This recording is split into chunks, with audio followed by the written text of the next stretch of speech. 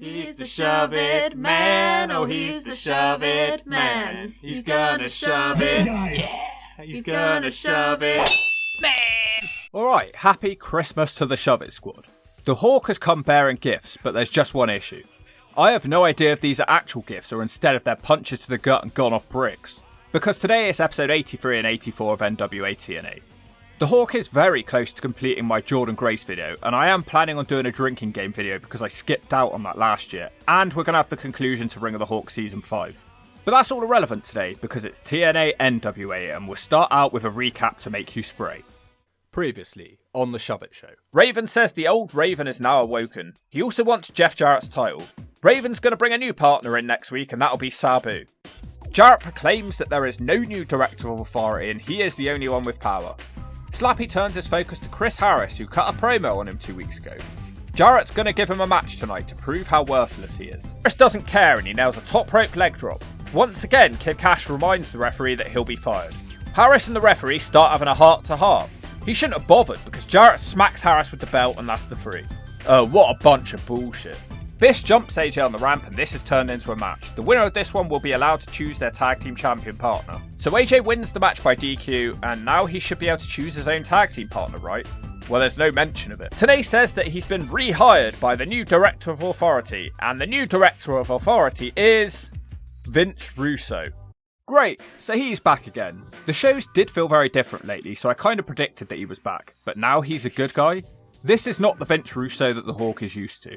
We open with a triple threat, the Juice, Juventud Guerrera, who pretty much won the X Cup for Team AAA on his own, and he's facing Petey Williams, who is a last-minute substitution for an injured Teddy Hart. Bit of a shame really, because Petey Williams was an unknown in TNA at this point. Also in this match is Jerry Lynn. Nobody can land a move, and all the wrestlers look around expectantly at the crowd, who just aren't impressed.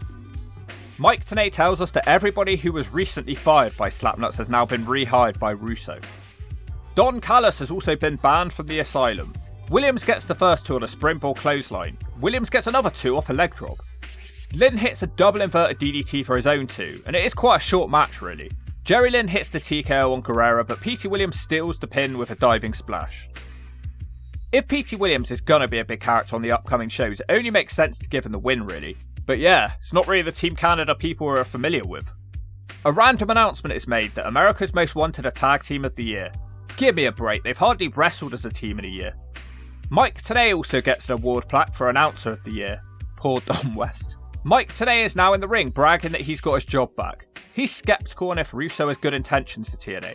I am not used to seeing Russo look so calm and collected. He's on the verge of tears as he recalls how Jeff Jarrett beats him up when he was last in the company. He blames television ratings for turning him into a monster 10 years earlier. He says he was playing for the wrong team the whole time, but now he's been forgiven and he is a changed man. The crowd chant Hogan. He wants the TNA roster to come out so he can apologise, but instead he gets a wild Slapnuts appearance. Jeff Jarrett. Jarrett looks like the cat that got the cream. He brags that he beat Russo up so badly that he left TNA. It's all okay though because Jarrett says he forgives him. Russo wants him to know that this isn't going to be like the last time and the curtain is coming down on the Jeff Jarrett show. If only that was true. He demands that Slapnuts passes the torch to somebody else. Jarrett is fuming about this. He shoves over Russo, but Russo won't fight back. Comically, he slaps him, and Russo sells it like it was a punch from Mike Tyson. Vinny Roo gets up and says that he's helped everybody see that he is a changed man by not retaliating. The crowd chant, asshole, and he leaves. I'm not quite sure this is the effect he was hoping for. Slapnuts looks like a failed rock star here.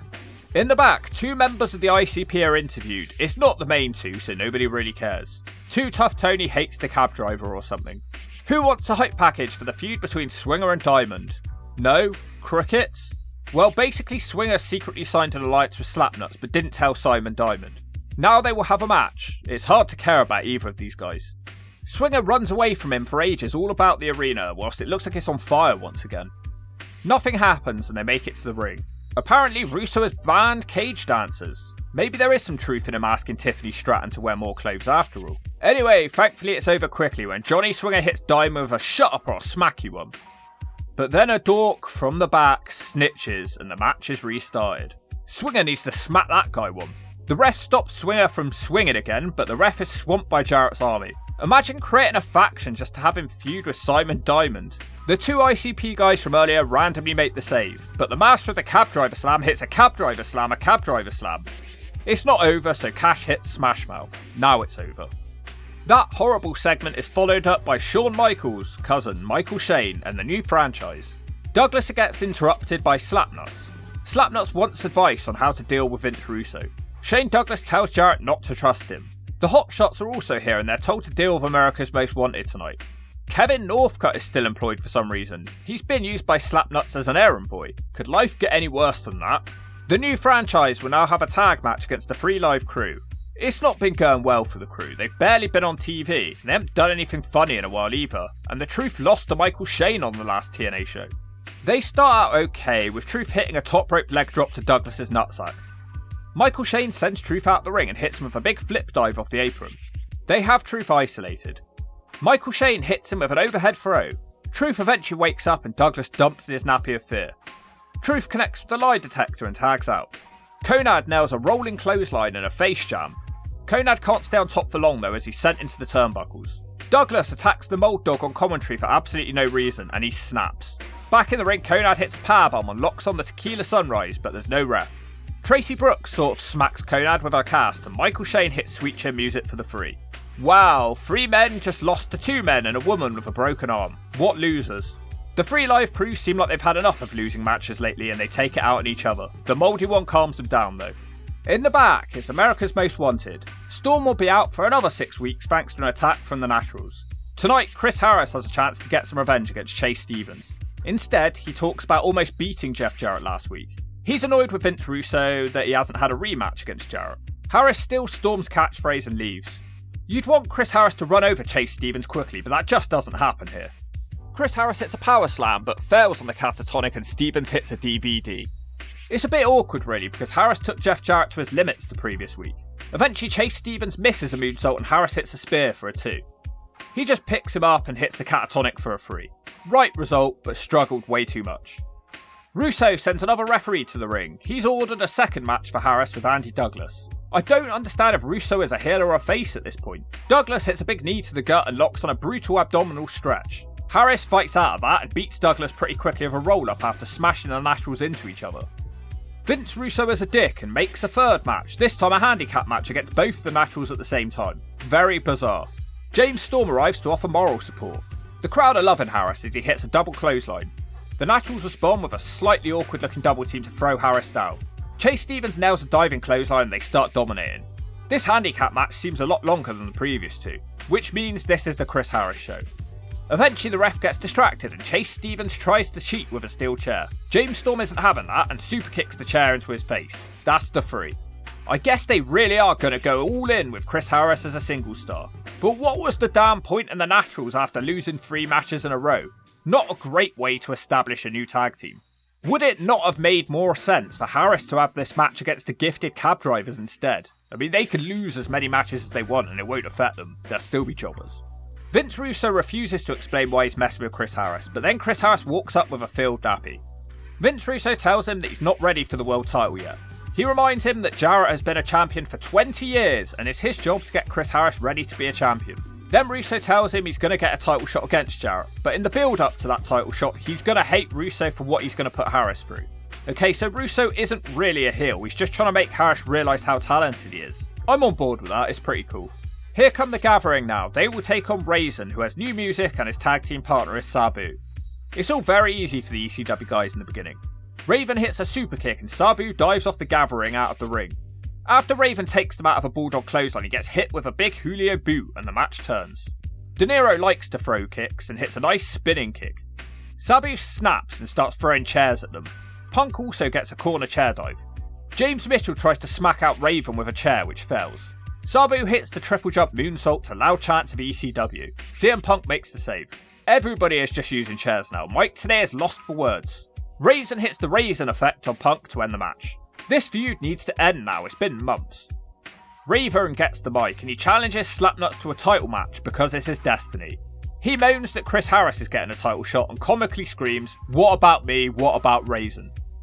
In the back, AJ Styles cuts a promo about his match tonight. The winner of this tables match tonight will be able to choose their own partner to hold a tag belt with. Basically, it's the same deal as last week. He randomly says that this is how the game is played and walks off. Was this meant to be a new catchphrase? I preferred Zip It. Jeff Jarrett. Zip it! Ricky the Dragon Steamboat comes up to me and says, "Kid, you're gonna be great." Looked at him and said, "Zip it! You're gonna be great! Zip it!" Conrad hypes up an upcoming show where it'll be Team Mexico versus Team Canada. It will be America X Cup 2? Not again, it's only been a couple of weeks since the last one, and it was just way too much. Hopefully it'll be better booked this time. Oh great, Johnny Fairplay is still here. He still has it in for AJ Styles apparently. So the main event will be Abyss versus AJ Styles in a double tables match. Sounds pretty fun. AJ gets us started with a cutter across the ropes into a springboard hurricanrana. Abyss isn't hurt and he sends him upside down on the outside. Styles manages to turn it around by kicking a table into Abyss's meathead. He has a beautiful flip dive out of the ring. Tell me, why does everything that AJ does always look so good? Yes, there's thousands of guys who could do these moves, but no one can do it quite like Styles. AJ have a dropkick on the outside now. He sets Abyss up on a table and he wants to dive, but Abyss recovers. Abyss almost press slams him on the apron, which looks scary for a moment.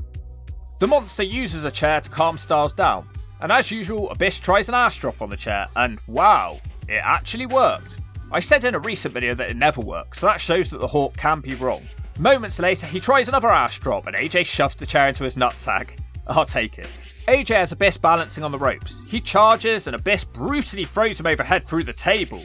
How can this guy still walk in 2024? It's not over though because it's a 2-table match. Abyss wants to use a powerbomb to end this one, which AJ fights off. Now Abyss tries a chokeslam, instead AJ kicks the table away.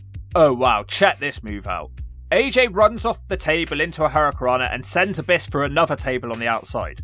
I haven't done one of these for a while, but this one is truly deserved. NWA Impact brings you the Smack of the Week, sponsored by all new Blonde for Men. If you're a brown-haired Potter, put some blonde in it. It makes you look hotter. Oh man, this is the Zipper Man AJ Styles. He's doing it for his community. He's gone flip-flop flying all over the table. Oh, he's onto the monster Abyss Frankensteiner through the table. He cut it in half without a chainsaw. And the crowd want more. That was the NWA TNA Smack of the Week, sponsored by Blonde Just for Men. Get it? Got it? Shove it. These two just do some crazy stuff together. It's strange that they never really revisited this feud properly in the Hogan era. AJ escapes a back body drop but runs into a black hole slam. Fortunately, not through a table. Styles starts attempting a powerbomb when Johnny Fairplay takes away the table. AJ punishes him with a Styles Clash. Then there's a ref bump. AJ hits some chair shots and sets up a broken table. Abyss cautiously lies on the table. AJ hits a springboard 450 but the table won't break. He does it again and it still won't break. On his third attempt he tries a splash. Now it breaks. The ref is out and there's nobody to end the match. Randomly Lex Luger struts out. Luger picks Styles up and press slams him out of the ring for a table. This was revenge for AJ beating Luger a few months prior. It's still incredibly random though, because who would remember that? Luger wakes the ref up and just points at him that AJ has gone through the table and the ref takes his word for it. Abyss is the winner and he is now the sole tag team champion. So will he pick Lex Luger as his partner? Abyss seems to quite like him as he smiles with happiness as Luger tortures Styles in the rack. And that's how the show ends. Pretty rubbish minus the main event. Way too many jobbers and pointless characters on this show and not enough gifted cab drivers, and where the hell is Don't Look at My Ass? TNA, you have one of the biggest stars in wrestling history on your roster and you're not using him. You're shooting yourselves in the foot. Let's check out episode 2.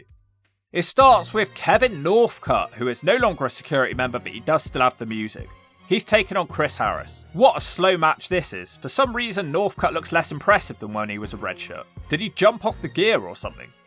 It's announced that once again Chris Harris will be having another match. At least he'll be getting a breather though, as his next match will be in the main event. Harris throws Northcut into the chair and comically his head gets stuck. Harris whips him and the chair into the pole very lightly.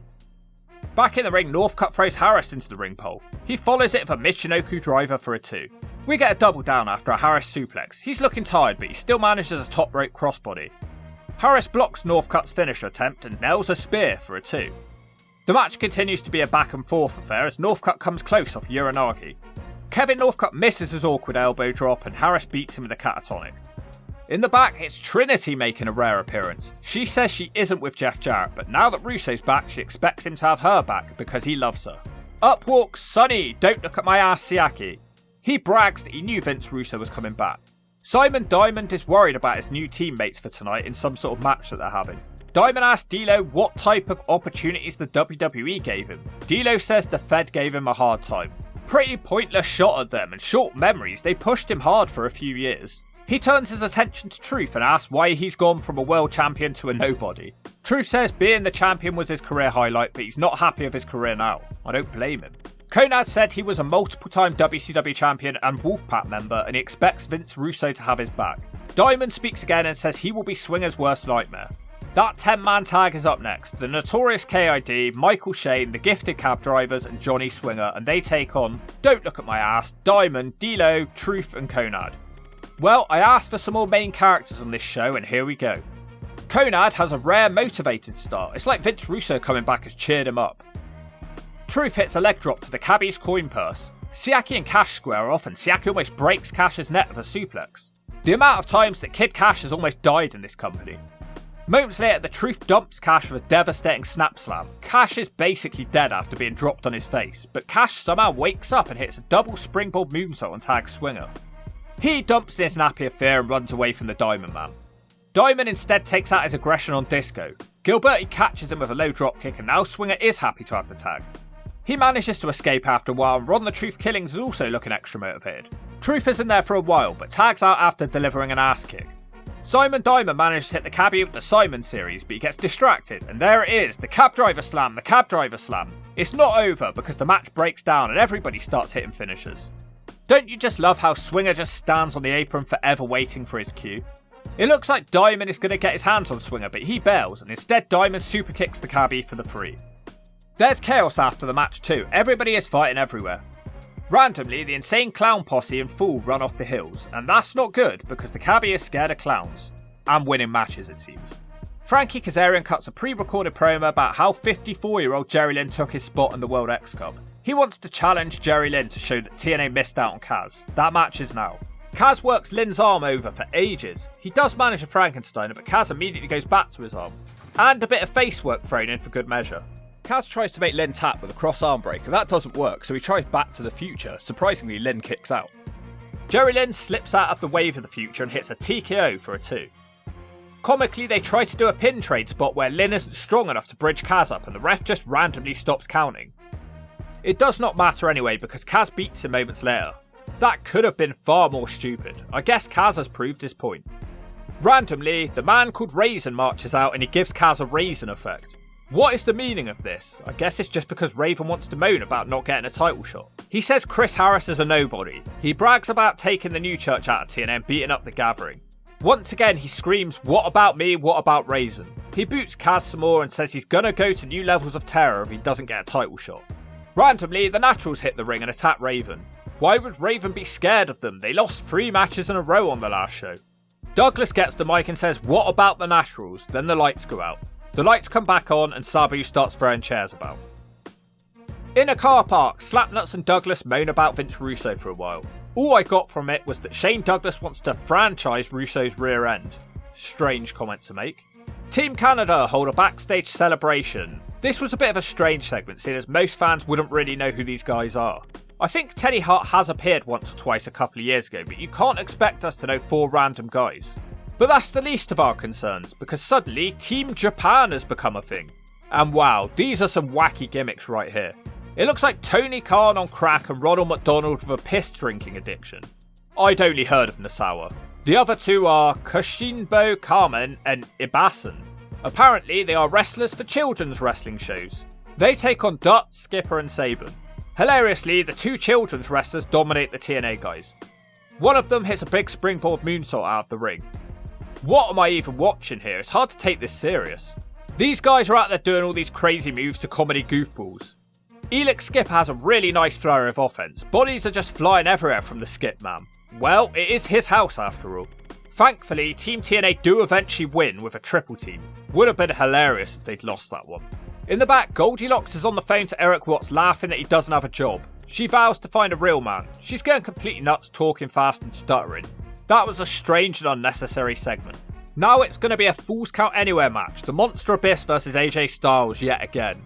Not really sure why that's 3 shows in a row. Well, apparently Russo off-screen decided that the tables match had an unfair finish and therefore nobody has won this feud just yet.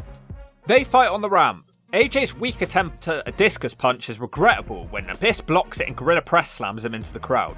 How the hell can they do this week after week after week? AJ climbs up some stairs and hits Abyss with a flip dive. This feud is insane. Don West begs for a replay, but they can't bother to show it for ages afterwards. A strange man in the crowd tips a drink over Styles. It was Johnny Fairplay. Styles spin kicks a chair into the monster's face. Unfortunately, he tries to lift Abyss and pays for it. Abyss hits a diving splash onto AJ in the chair for a 2. We get a ref bump with Abyss throwing Styles out of the ring. He hits the black hole slam, but there's no ref. A new ref arrives to count, but that's just a 2. AJ does manage to lift him with a German suplex for a 2 count before Abyss clotheslines the new ref for the second ref bump of the match. AJ nails the Styles clash with a new referee arriving a little bit too late and only getting a 2. Styles decides that he wants to play with some tables again. Abyss is unfortunately too fat and the table collapses. AJ sets Abyss up on the broken table and it seems to be open season on the refs because somehow AJ splashes Abyss, but this causes a 3rd ref bump. Don Harris apparently wants the job, but Abyss smacks him out, then Styles smacks him too. They decide that this match is too out of control and once again they throw the match out. The ring is filled with wrestlers and security desperately trying to separate them. The crowd chant bullshit and it's over. The Insane Clown Posse challenge the Gifted Cab Drivers to a dog collar match next week. Now Team Canada are here, led to the ring by Scott D'Amore. Teddy Hart looks like he's been in a car crash. They threaten NWA and the Mexicans. The Juice takes offence to the threats. The 2 factions brawl. Security are going to be so busy tonight, you better boost their pay, slapnuts. Talking of which, here he is. Strangely, he's complaining that he doesn't have a match tonight. He starts threatening Borash. Tiny the Timekeeper is terrified. Jarrett hates this guy. Kill him, Jarrett, get him! Why does nobody ever threaten Don West? Jarrett turns to TNA. He starts ripping him out of the chair when Chris Harris comes to make the save. Shane Douglas comes to Slapnut's aid. The ring is filled with trash from the last match. Don Harris gets rid of Slapnuts and this is turned into a main event match with Don Harris as the referee. Now say this to yourself. Shane Douglas versus Chris Harris with Don Harris as the referee. It really doesn't sound like any sort of main event that you'd want to see. Douglas quickly takes Harris down with an arm breaker. He also hits a shoulder breaker. This is now officially the best run of offense in the career of Shane Douglas. Harris does get a small package for a 2, but it's all Douglas really. The match starts to drag and Jarrett is up to his usual tricks around ringside. Don Harris has to calm him down. Shane Douglas takes out James Storm and he wraps his hand around a chain and tells Harris, "Shut up or I'll smack you one." Don Harris makes the count, but it's just a 2. Slapnuts is still distracting the referee. Storm hits a kick on Douglas and Harris hits a spear, and that's the 3. TNA pulls smug faces at Jeff Jarrett. Vince Russo makes his way out, looking like a vampire. Russo wants to see if Chris Harris is ready for his title shot. He questions if Harris is actually ready because James Storm keeps interfering on his behalf. Yeah, that's right, let's just ignore all the people interfering on his opponent's behalf. He says that he's not going to be able to beat Jeff Jarrett without any help. Harris is on the verge of tears as he's told that he's not ready. Russo says he's going to postpone the match with Jarrett. Chris Harris flips out and says the world title contract has already been signed. Russo gives in and says the match will happen, but he won't be responsible when Slapnuts beats Harris up. Chris Harris and Jeff Jarrett brawl. Harris is so desperate to beat up Jarrett that he leapfrogs Don Harris. That's that. Much better show overall. I'm enjoying the build for Chris Harris versus Jeff Jarrett. The undercard guys are putting on a show and Abyss versus Star was just banger after banger. And if you don't agree with that, I'll take your girl on our banger.